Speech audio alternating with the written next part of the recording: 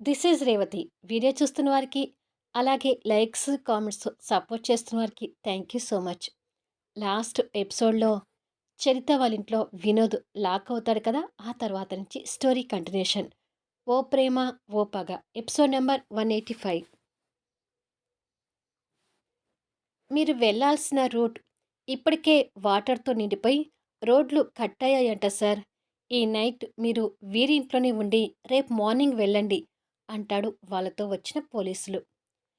లేదు. నేను ఏదో ఒక రకంగా వెళ్తాను అని వినోద్ అంటుండగా, లక్ష్మి గారు అక్కడికి వచ్చి, లేదు వినోద్, నువ్వు వెళ్ళాలని బయలుదేరినా మళ్ళీ ఎక్కడో ఒక దగ్గర ఇబ్బంది పడతావు. ఈ నైట్ మా ఇంట్లోనే ఉండి రేపు మార్నింగ్ వెళ్ళు అని అంటుంది. మాకిక్కడ స్టేషన్ దగ్గరే కాబట్టి మేము వెళ్తాము. మీరు వెళ్ళడానికి మాత్రం అస్సలు కుదిరేలాగా లేదు.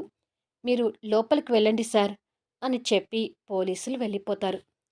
కానీ వినోద్‌కి వాళ్ళ ఇంట్లో ఉండటానికి ఇబ్బందిగా అనిపిస్తుంటే, "రా వినోద్" అంటూ లక్ష్మి గారు వినోద్ చేయి పట్టుకొని లోపలికి తీసుకువెళ్తుంది. అంతకుముందు చరితతో పాటు వినోద్ కూడా వర్షంలో తడిచాడు కాబట్టి బట్టలన్నీ ముద్దయ్యి కనిపిస్తుంటే, లక్ష్మి గారు టవల్ తీసుకొచ్చి వినోద్‌కిచ్చింది. వినోద్ ఆ టవల్‌తో తల తుడుచుకుంటూ ఉండగా, అప్పటికి చరిత బట్టలు మార్చుకొని, తల తుడుచుకుంటూ తన రూమ్‌లో నుంచి బయటకొస్తుంది. వెళ్ళాలని బయలుదేరిన వినోద్ అక్కడే ఉండేసరికి ఆశ్చర్యంగా చూస్తుంటే, వినోద్ కూడా తనని ఫేస్ చేయలేనట్టుగా చూస్తుంటాడు. రోడ్లన్నీ బాగా డ్యామేజ్ అయ్యాయంట చరిత. ఈ నైట్ వినోద్ ఇక్కడే ఉంటాడు. నీ రూమ్ వినోద్‌కిచ్చేసి, నువ్వు నా రూమ్‌లో పడుకో అంటుంది లక్ష్మి గారు. సరే అన్నట్టుగా చరిత తల ఊపుతుంది. ఇద్దరికీ భోజనాలు వడ్డిస్తాను రండి అని అంటుంది లక్ష్మి గారు. లేదాంటీ, భోజనం టైం దాటిపోయేసరికి ఆకలి చచ్చిపోయింది. ఇప్పుడు భోజనం తినాలనిపించడం లేదు అంటాడు వినోద్. నాకు కూడా భోజనం తినాలనిపించడం లేదమ్మా అంటుంది చరిత. అవునా, సరే, పాలు వేడి చేస్తాను. కనీసం వేడి పాలైనా తాగండి. నువ్వు ఈలోపు చరిత రూమ్‌లోకి వెళ్ళి నీ బట్టలు ఆరబెట్టుకో వినోద్ అని చెప్పి లక్ష్మి గారు కిచెన్‌లోకి వెళ్తుంది. చరిత వినోద్‌ని కోపంగా చూస్తూనే పక్కకు వెళ్తే, అదే చరిత రూమ్ అని వినోద్‌కి అర్థమై రూమ్‌లోకి వచ్చి, ఛ! నేను ఇలా ఇరుక్కుపోయానేంటి అని అనుకొని ఒంటి మీద బట్టలు చూసుకునేసరికి ముద్ద ముద్దయి కనిపిస్తున్నాయి. పైగా ఆ తడి బట్టలతో చలిగా కూడా ఉంటుంది. ఇక్కడ అప్పటికే సామ్రాట్ శక్తి బట్టలు మార్చుకొని తడిగా ఉన్న తలని తుడుచుకుంటూ ఉంటారు. శక్తి తన పాయింట్ జాకెట్ కోట్ విప్పేసి పల్చని శారీలో కనిపిస్తుంటుంది. ఆ శారీలో జుట్టు విరబోసుకొని తుడుచుకుంటూ అందంగా కనిపిస్తుంటే, సామ్రాట్ కాస్త దూరంలో ఉన్న తనని కొంటెగా చూస్తూనే తల తుడుచుకుంటూ ఉంటాడు. స్నిగ్ధ 2 పాల గ్లాస్‌తో వాళ్ళ రూము వైపు వస్తూ, ఏంటో నా కర్మ, అర్ధరాత్రిలో కూడా వీళ్ళకి సేవలు చేయాల్సొస్తుంది అని తిట్టుకుంటూ వస్తుంటుంది. తను అలా రావటం తల తుడుచుకుంటున్న శక్తికి విండోలో నుంచి కనిపిస్తుంది. వెంటనే తల తుడుచుకుంటున్న సామ్రాట్ దగ్గరికొచ్చి, ఇలా వచ్చి కూర్చో అంటూ సామ్రాట్‌ని బెడ్ మీద కూర్చోబెడుతుంది. తను ఎందుకు కూర్చోబెట్టిందో సామ్రాట్‌కి అర్థం కాక చూస్తుండగానే, నేను నీ తల తుడుస్తాను కదా సామ్రాట్, నువ్వు తుడుచుకుంటే తడి మొత్తం పోదు, మళ్ళీ జలుబు చేస్తుంది అంటూ జారిపోతున్న తన పైటని పైకి వేసుకొని సామ్రాట్ తల తుడుస్తుంటే, సడన్‌గా తన ప్రవర్తనలో ఆ చేంజ్ వచ్చినందుకు సామ్రాట్‌కి ఏదో అనుమానం వచ్చి డోర్ వైపు చూసేసరికి అప్పుడే స్నిగ్ధ లోపలికొచ్చి వాళ్ళని అలా చూస్తుంటుంది. ఓహో! ఇదా సంగతి అని అనుకుంటాడు తనని చూసి. వాళ్ళిద్దరినీ అలా చూడగానే స్నిగ్ధ కళ్ళు ఎర్రగా మారిపోతుంటాయి.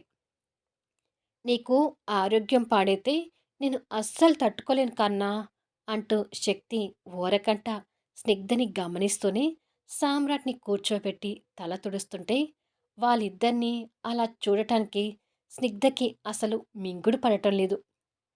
తన నటనకి సామ్రాట్ కొయ్యబారిపోతూ, వామ్మో! నువ్వు ఫైటింగ్‌లోనే కాదు, యాక్టింగ్‌లో కూడా మించిపోతున్నావు అని అనుకుంటూ తెలియకుండానే తన అందమైన నడుము వైపు చూపు తిప్పుతాడు. ఇక దాంతో ఆ చూపు అక్కడ నిలబడిపోతుంది.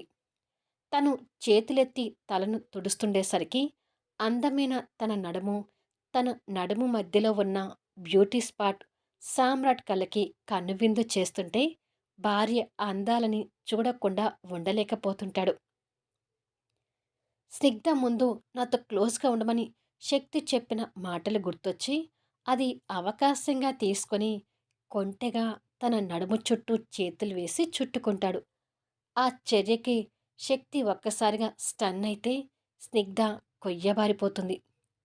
తను అలా స్టన్ కావడం సామ్రాట్ గమనిస్తూనే, ఏమైనా కట్టుకున్న భార్యతో ఇలా తలను తుడిపించుకోవడంలో కూడా ఇంత హాయి ఉంటుందని ఇప్పుడే తెలిసింది శక్తి అంటాడు టీజింగ్ వాయిస్‌తో. సామ్రాట్ చేసే చిలిపి చేష్టలకి స్నిగ్ధ ముందు శక్తి తిట్టలేక ఫేక్ స్మెల్‌తో పళ్ళు వికిలిస్తూ ఏదో తలని అలా ఇలా తుడుస్తూ, "అవునా? అంత హాయిగా ఉందా?" అంటూ పళ్ళు నూరుతూ ఒత్తి పలుకుతుంది. "హ్మ్. చాలా హాయిగా ఉంది. నువ్విలా తల తుడవటం, నేను నీ నడుము అందాన్ని చూస్తూ, నీ నడుముని ఇలా చుట్టుకోవటం ఎంత బావుందో తెలుసా?" అంటూ మునివేళ్ళతో తన నడుము మీద రాస్తుంటాడు. దాంతో శక్తికి ఈసారి ఒళ్ళంతా పులకరించి షాక్ కొట్టినట్టుగా అవుతుంది. ఇక శక్తికే ఇలా ఉంది అంటే, స్నిగ్ధకి వాళ్ళ రొమాన్స్ చూడలేక తన కళ్ళలో నుంచి రక్తం కారుతున్నట్టుగా అనిపిస్తుంది. సామ్రాట్ తన నడుముని అలా చుట్టుకొని వేలతో రాస్తుంటే శక్తి ఉక్కిరి బిక్కిరి అవుతూ, "ఏంటి ఓవర్ చేస్తున్నావు? నా నడుము మీద నుంచి చేతులు తీయి" అంటూ సామ్రాట్‌కి మాత్రమే వినిపించేలా కోపంగా చెప్తుంది. "నువ్వే కదా స్నిగ్ధ ముందు క్లోజ్‌గా ఉన్నట్టుగా నటించమని చెప్పింది. అందుకే నటిస్తున్నాను" అంటూ తన్ని ఇంకాస్త అల్లుకుంటాడు. దాంతో శక్తికి తన బాడీలో కరెంట్ పాస్ అయి నరాలు బిగుసుకుపోతుంటే, అవకాశం వచ్చింది కదా అని బుద్ధి చూపించుకుంటున్నాడు అని మనసులో తిట్టుకుంటూ ఉంటుంది. ఇక వాళ్ళు అలా ఉండటం స్నిగ్ధకు కూడా చూడలేక కావాలని వాళ్ళకి వినపడేలా గొంతు సవరించుకుంటుంది. దాంతో అప్పుడే వాళ్ళిద్దరూ తనని చూసినట్టుగా యాక్ట్ చేస్తూ సామ్రాట్ తన నడుము మీద ఉన్న చేతులను తీస్తే, హమ్మయ్య అని అనుకొని శక్తి దూరం జరుగుతుంది. స్నిగ్ధ శక్తిని కోపంగా చూస్తూనే పాల గ్లాసులు అక్కడ పెట్టి, వేడిగా ఉన్నప్పుడే తాగమని ఆంటీ చెప్పింది అని వెళ్ళబోతుండగా, హలో, ఒక్క నిమిషం అంటుంది శక్తి. వెళ్ళబోయిన స్నిగ్ధ ఆగి తన వైపు కోపంగా చూస్తుంటుంది. భార్యాభర్తలు రూమ్‌లో ఏ టైంలో ఎలా ఉంటారో తెలీదు కాబట్టి డోర్ కొట్టి రావటం నేర్చుకోమని ఇప్పుడు నీకు సెకండ్ టైం చెప్తున్నాను అని అంటుంది శక్తి తన్ని కసిగా చూస్తూ. ఈసారి మాత్రం ఖచ్చితంగా డోర్ కొట్టే వస్తాను అని, అమ్మో! మిమ్మల్ని ఇంకొకసారి ఇలా చూసే ధైర్యం నాకు లేదు అని అనుకుంటూ వెళ్ళిపోతుంది. తను వెళ్ళిపోగానే సామ్రాట్ చేసిన కొంటె చేష్టలు గుర్తొచ్చి శక్తి కోపం తెచ్చుకుంటూ సామ్రాట్ వైపు ఒక్క చూపు చూస్తుంది. ఆ చూపుకి హీరో గారు భయపడుతూ, వామ్మో!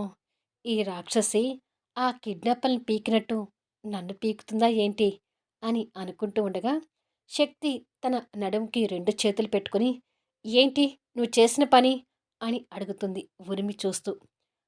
నేనేం చేశాను అని అమాయకత్వం నటిస్తూ అడుగుతాడు. నీకు అమాయకత్వం సూట్ కాదు కానీ నువ్వు నీలాగా ఉండు అంటుంది ఉరిమి చూస్తూనే. నేను నాలాగే ఉండే అడుగుతున్నాను. అంతగా ఏం చేశానని నా వైపు అలా చూస్తున్నావు అని అడుగుతాడు. అవకాశం వచ్చింది కదా అని చేసిందంతా చేసి మళ్ళీ ఏమీ చేయలేదు అన్నట్టుగా బుకాయిస్తున్నావా అంటూ సీరియస్ అవుతుంది. నువ్వే కదా స్నిగ్ధ ముందు క్లోజ్‌గా ఉండాలని చెప్పింది. అందుకే అలా ఉన్నాను అంటాడు కేర్‌లెస్‌గా కళ్ళెగరేస్తూ. ఉండమంటే నన్ను అక్కడ ఇక్కడ టచ్ చేస్తూ ఉండమని చెప్పలేదు. తన ముందు నీ హద్దుల్లో నువ్వుండి నటించకపోతే బొక్కలు విరగదీస్తాను అంటూ పిడికిలి చూపిస్తుంది. హ్మ్. నేను నటించడం ఎందుకు? నీతో బొక్కలు విరగ్గొట్టుకోవడం ఎందుకు? ఇక నుంచి ఏ నటన వద్దు. నేను మామూలుగానే ఉండిపోతానులే అంటాడు. అలా ఉంటానంటే ఊరుకోను. స్నిగ్ధ ముందు నాతో క్లోజ్‌గా ఉన్నట్టు నటించాలి. అలా అని చెప్పి అది అవకాశంగా తీసుకొని నన్ను అక్కడ ఇక్కడ టచ్ చేయాలని చూస్తే మాత్రం నిజంగానే నీ బొక్కలు విరక్కొడతాను అంటూ సీరియస్ వార్నింగ్ ఇస్తుంది. సరే మేడం గారు. ఈసారి నుంచి జాగ్రత్తగా ఉంటానులే అంటాడు చేతులు కట్టుకొని భయం నటిస్తూ. ఈ ఓవర్ యాక్షనే వద్దని చెప్పాను అంటుంది సామ్రాట్ కేసి కోపంగా చూస్తూ. నన్ను తిట్టింది చాలు కానీ ముందు పాలు తాగు అంటూ తనకి పాల గ్లాస్ అందించి ఊరుకుంటాడు. మరి నువ్వు తీసుకోవేంటి అని అడుగుతుంది. నాకు పాలు అంతగా ఇష్టం ఉండదు, నాకొద్దులే అంటాడు. అలా అంటే కుదరదు. ఇవి పసుపు మిరియాలు వేసిన పాలు. ఇవి తాగితే జలుబు చేయకుండా ఉంటుందని ఆంటీ పంపించింది అని గ్లాస్ అందించి సీరియస్గా చెప్పేసరికి ఇక తప్పక తీసుకుంటాడు. అలా సామ్రాట్ కొన్ని పాలు సిప్ చేసి, పాపం వినోద్ చరితని డ్రాప్ చేయటానికి వెళ్ళి ఇంకా ఇంటికి రాలేదు. వర్షం ఏమో పెద్దగా వస్తుంది అంటూ వినోద్కి ఫోన్ చేస్తుంటాడు. శక్తి కూడా వినోద్ రాకపోవడం చూసి కాస్త కంగారు పడుతూ కిటికీల నుంచి ఉరుములు మెరుపులతో కురుస్తున్న వర్షాన్ని చూస్తుంటుంది.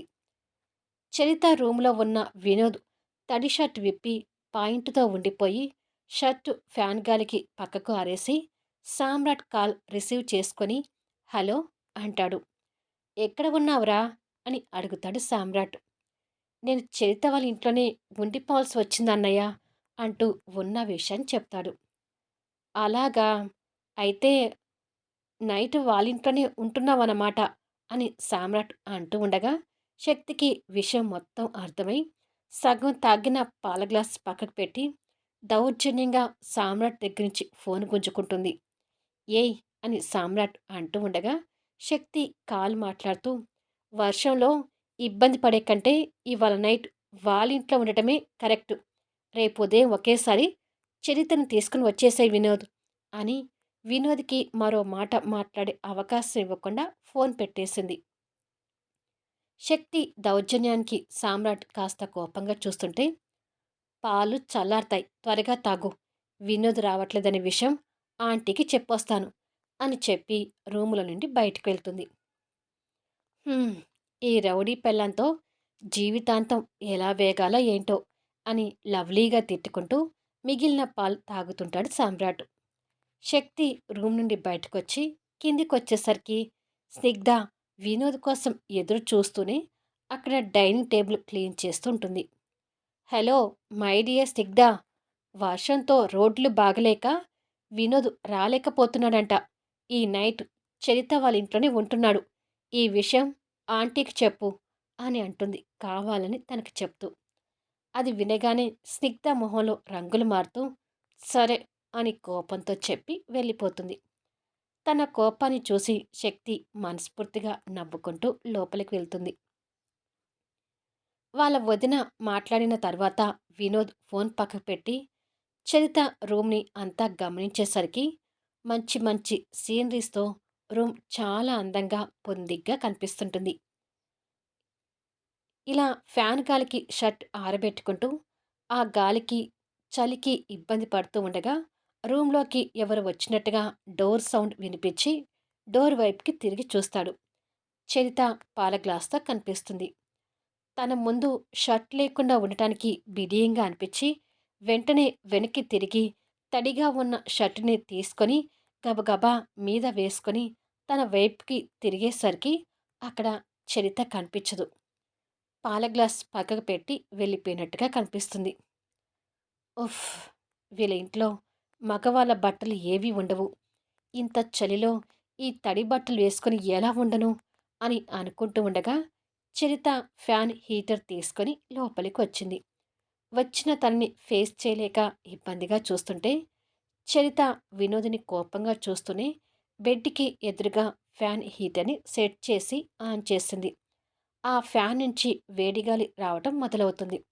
ఓ పక్కగా ఉన్న వినోద్ దగ్గరికి కోపంగానే వచ్చి అదే కోపంతో వినోద్ చేయి పట్టుకొని లాక్కొని వచ్చి ఆ ఫ్యాన్‌కి ఎదురుగా కూర్చోబెట్టింది.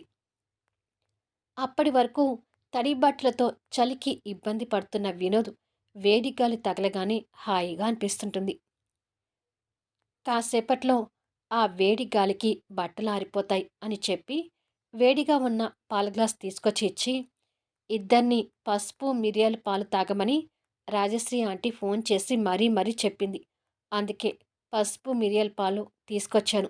వేడిగా ఉన్నప్పుడే తాగు అని చెప్పి కబోర్డ్ దగ్గరికి వెళ్ళి వినోద్ కోసం బెడ్షీట్ తీస్తుంటుంది. వినోద్ ఆ పాలు తాగుతూనే తనని చూస్తుంటాడు. ఆ బెడ్షీట్ తెచ్చి వినోద్ బెడ్ మీద వేసి వెళ్ళబోతుంటే, నాకంటే ఎక్కువ నువ్వే వర్షంలో బాగా తడిచావు. మరి నువ్వు పాలు తాగావా అని అడుగుతాడు. నా గురించి నీకనవసరం అని కోపంగా చెప్పి ఆ రూమ్ నుండి బయటకు వెళ్ళి డోర్ వేసి వెళ్ళిపోతుంది. తన కోపానికి వినోద్ బాధపడుతూనే పాలు తాగుతుంటాడు. పెద్ద పెద్ద ఉరుములు మెరుపులతో వర్షం ఎక్కువ అవుతుంటే ఒంటరిగా ఉన్న సౌమ్య భయంతో ఏడుస్తూ భరత్ కోసం ఎదురు చూస్తుంటుంది. తను అలా ఎదురు చూస్తుండగా భరత్ డోర్ తీసుకుని లోపలికొస్తాడు.